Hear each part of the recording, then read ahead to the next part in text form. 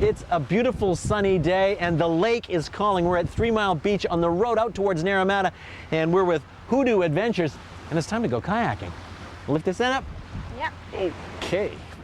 Hands on the paddle, you want to have about 90-degree angle with your elbows in there. Our guide today is Lindy Hill, owner of Hoodoo Adventures, which offers hiking, biking, and rappelling, along with their main business of kayak tours and training. There's not a lot of people doing what we're doing, and there's a lot of interest, and a lot of people here that are just getting into kayaking as a sport. So it's a good way for them to get out, not have to buy all the gear, and they can just come out with us. They feel safe and try it out. All right. So, Chris, this is your boat. You get to ride in comfort. Lindy is from the Okanagan, but discovered the joy of kayaking while in New Zealand. I actually moved to New Zealand in '99 and went out kayaking and fell in love with the sport, and did an outdoor rec program there and got into all of those things that we offer now at Hoodoo Adventures. So I spent about 8 years in New Zealand doing that. The lure of British Columbia and the Okanagan eventually drew the homesick Lindy back. There's everything here. Mountains, lakes, rivers, anything you can want is here, so why not be here? And the weather's great. Just practicing a little off the beach here. With the afternoon wind rising, we tuck around behind 3 Mile Point to get into the rhythm of paddling.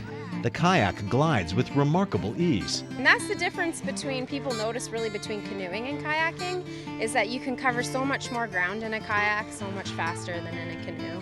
And they tend to be a bit more stable too, a little bit more comfortable.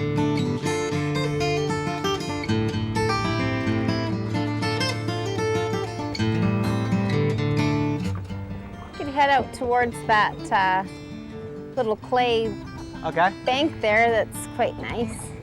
With my test paddle out of the way, Lindy leads us out on a short excursion along the wilder shoreline, away from boats and houses. The waves slap gently as we slip through them, riding easily over the light chop.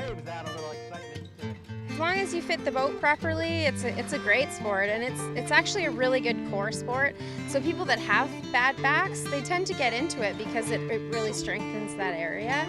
And yeah, you don't need a lot of skill, you don't need a lot of power, especially those double kayaks. Hoodoos. Those are your hoodoos right Those up there. are Hoodoos, yeah. That's where the name comes from. I was going to ask you that. The silt cliffs topped with the hoodoos which give her company its name tower overhead. There's a feeling of quiet that comes from a little physical effort in such a serene setting. It gives me an insight into the allure of this growing pastime. You know, I think most people get into it because it's a social sport, it's not a race, you know, it's just nice to check out the water and a good way to see the Okanagan that's not on land, and it's eco-friendly.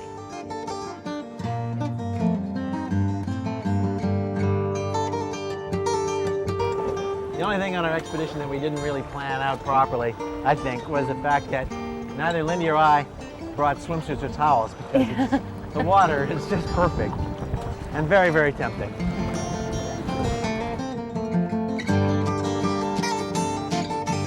For more information, visit hoodooadventures.ca. From the waters of Okanagan Lake, I'm Doug Brown.